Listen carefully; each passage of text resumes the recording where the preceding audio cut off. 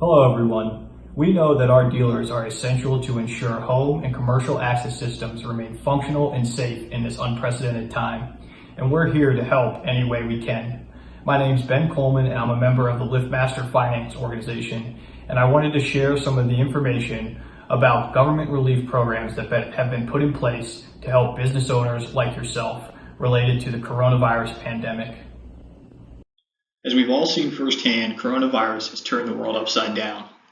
Beyond the devastating health impacts it's had on people's lives, it's also had a major negative economic effect. In response, the federal government has passed a series of relief packages in 3 different phases. Phase 1 was passed on March 5th, and it opened up funding for various agencies responding to the pandemic. Phase 2, the Family First Coronavirus Response Act, or FFCRA, as you'll often hear it called, was signed on March 18th, with the primary outcome being expanded paid sick leave and FMLA requirements for employers. Phase 3, known as the CARES Act, was signed on March 27th and is a whopping $2.2 trillion package, which includes relief for both individuals and for companies. Today's discussion, however, is going to focus on Phase 2 and 3, and specifically how they affect businesses like yours. Before we jump into the details, I do want to share a few very important caveats.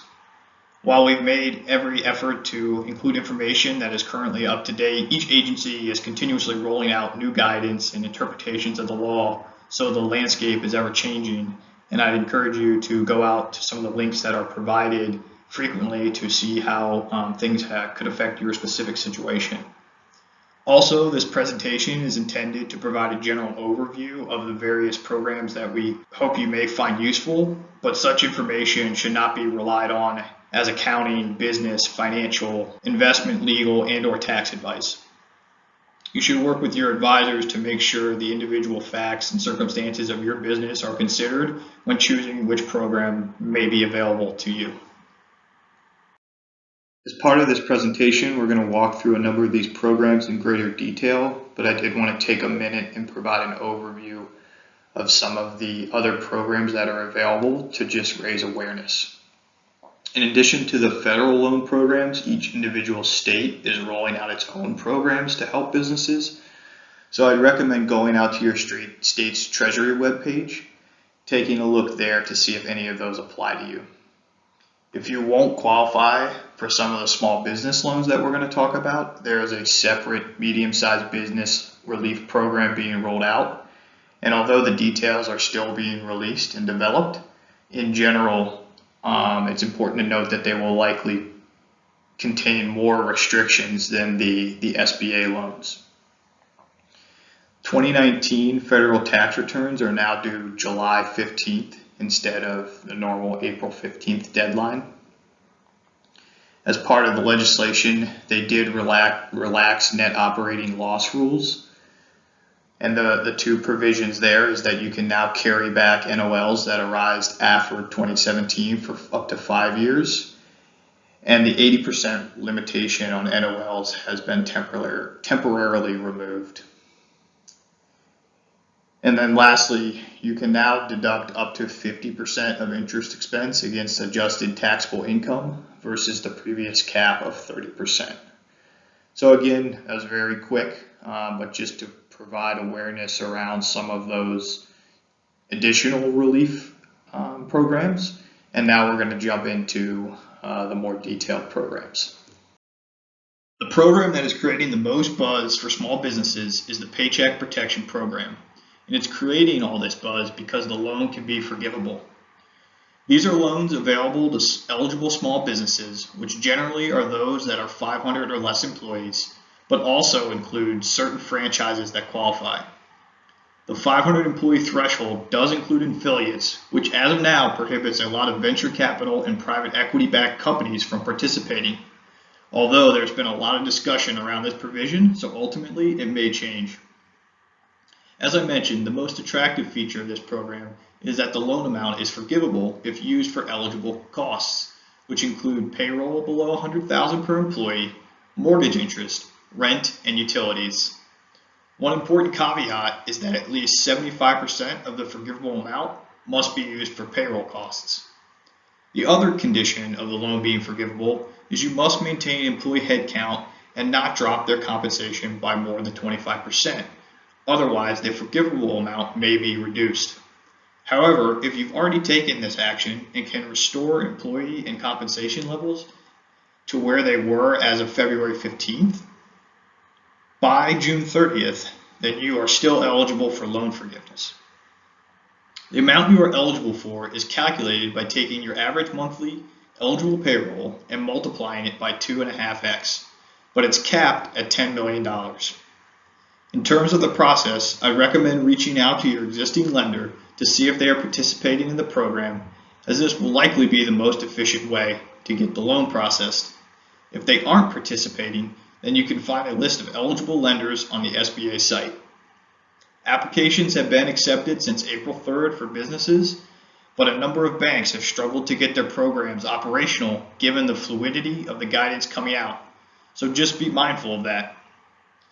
Applications for independent contractors and self-employed individuals begins April 10th.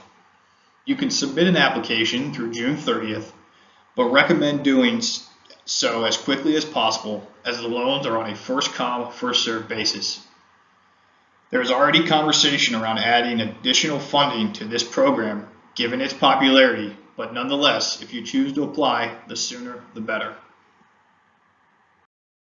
One of the commonly frequently asked questions around the loan program is which documents are needed in order to apply for the loan. So we've included in this presentation a checklist of some of the documents that are often necessary. This can be a good reference guide, but another avenue is just to talk with your banker and figure out exactly what is needed for your specific instance.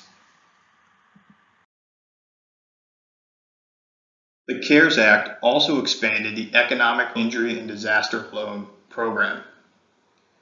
Unlike the Paycheck Protection Loan, this is not forgivable, but can be used on a wider variety of costs.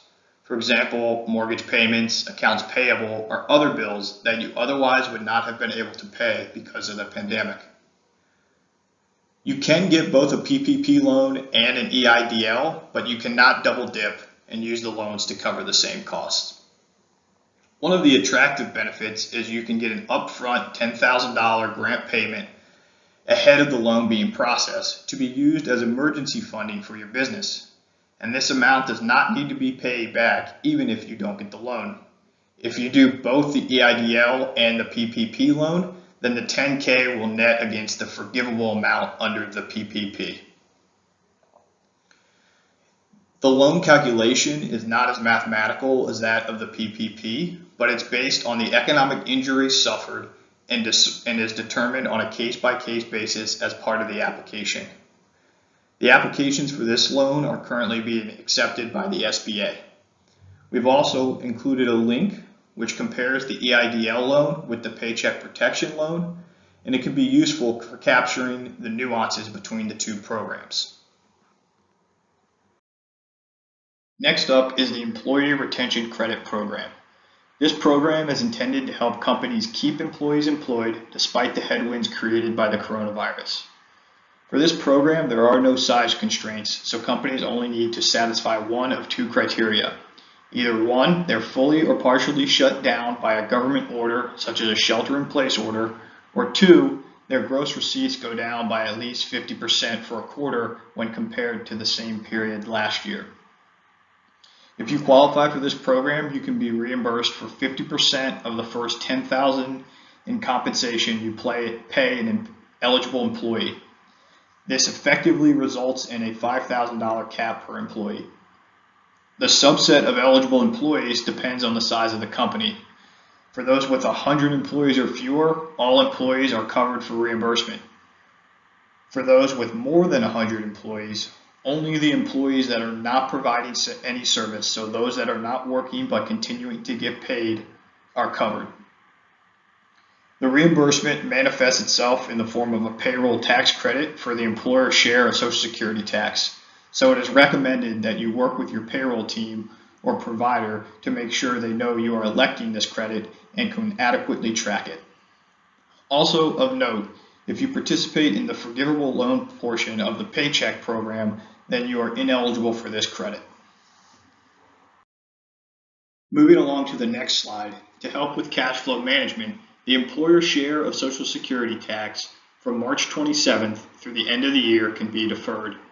Ultimately, this payment will come due, but 50% will be owed December 31st of 2021, and the other 50% will be due December 31st of 2022.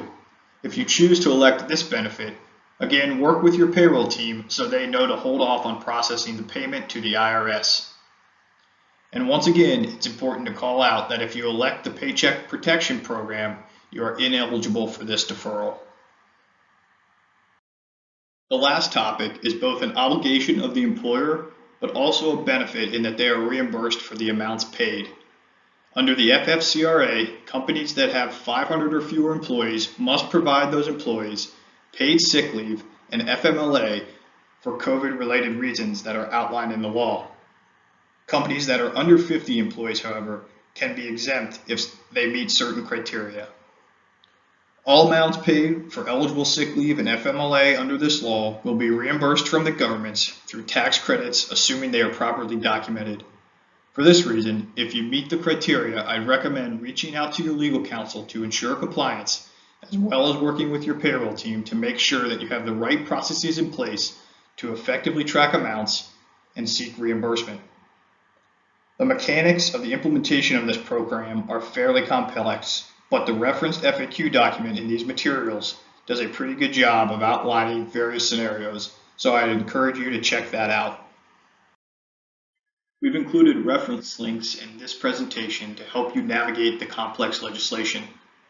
To quickly summarize what we've covered, we first talked about the Paycheck Protection Program, which provides small businesses with a forgivable loan. The EIDL is another loan program that is available to small businesses, and while it's not forgivable, it can cover costs that may not be eligible under the PPP. Employee retention credits provide an incentive to keep employees employed, although they may not be able to provide services. And the payroll tax deferral provides a cash management lever to postpone paying taxes that would otherwise be due. Finally, we discussed the FFCRA, which requires paid sick leave and FMLA related to coronavirus for certain companies, but also reimburses those companies for the eligible time taken. To close out, I wanted to say thank you for your participation, and we at LiftMaster wish you the best of luck during these very challenging times.